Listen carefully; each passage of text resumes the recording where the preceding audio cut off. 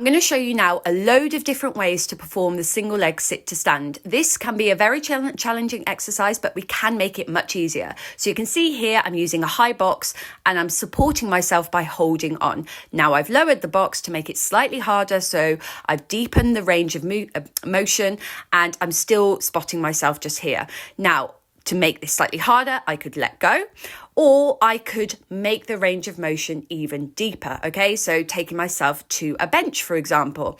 Now I'm going to show you at the end how to support yourself without holding on, but using your foot. So I'll show you that in a second.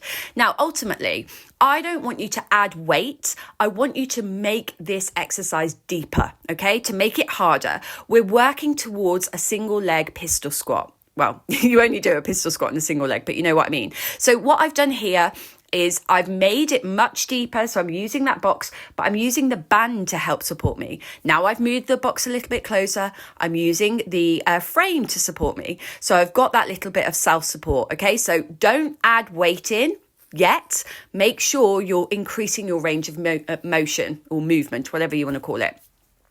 You can see here I'm using a stack of plates. So if you don't have benches, you don't have steps, you could use a stack of plates. If there's a stack of plates around, you could count how many plates you're using and try and decrease a plate each time, okay? So this is a particularly challenging exercise the deeper you go, because we're working towards that pistol squat, yeah?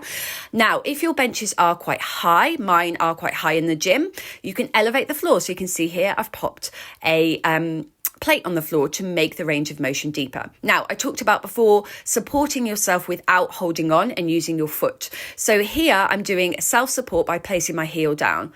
I'm lowering down on one leg and then I'm placing my heel down to help stand me back up. Okay, so that's another way you can self-support. You might find that you can do a couple of reps without self-supporting, and then your last two, you really feel that you're quite fatigued and you need to pop your heel down. Okay, so you could do that in all the variations I've just showed. Before you add weight, increase the range of movement, okay?